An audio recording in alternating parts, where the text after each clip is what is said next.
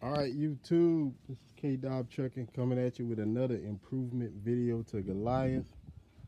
Let me see, can I get the camera right? All right, what I did here was just put me another line, well, not a line, but where I could cut my fan on and off, because it comes on real late by spec. It comes on. Let's see, can I get one? It doesn't come on till see that's the temperature gauge right there. It comes on at about 210. So to me, that's too damn hot, because you see it's not much before you get in the red. So you don't want these trucks to get in the red, period.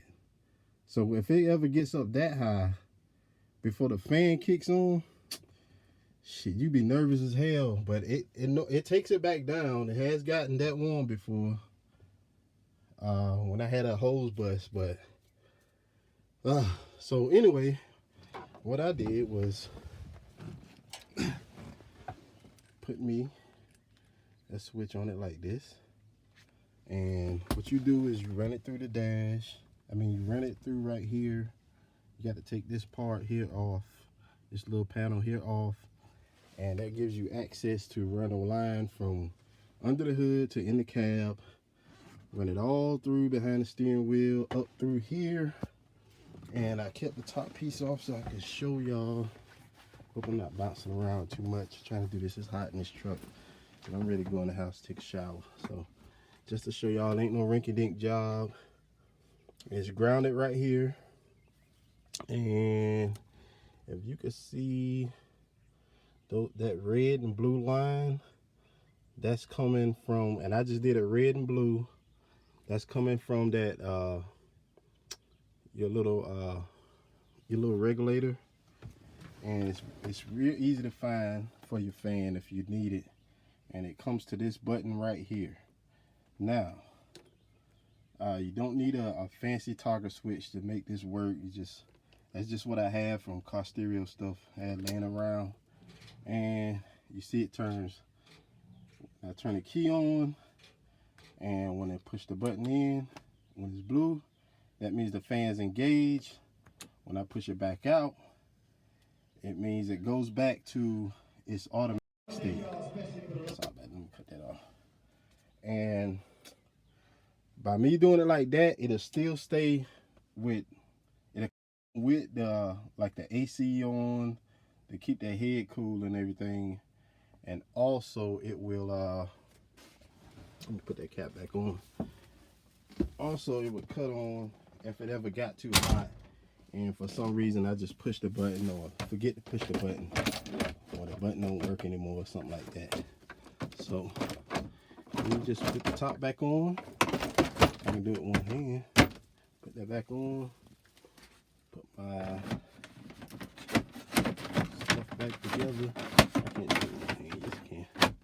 Yes, I can. Yes, I can. I got to screw that back in.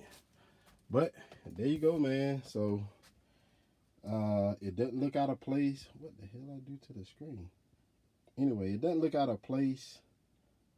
It looks like it's supposed to be there. Can you tell the difference? No. So I'm gonna use some more of those switches, because I want to put some on my bumper lights. Put a switch on my bumper lights like that. I was trying to use this other auxiliary switch because it's a spare, but I can't figure out what they got it hooked up to now. So I ain't gonna mess with that one. I ain't messed with it in 6 years. I ain't gonna mess with it. So this is my chicken light switch right here. This is the spare auxiliary. So I don't know what the hell it's for. So I ain't gonna mess with it. So I'm gonna put me some more buttons here because I got plenty of space. Put some more switches in here. I'm probably gonna change this one. Like I said, this was laying around, so I'm probably gonna change this one for the symbols. And all of these that spares, I'm gonna use for something else.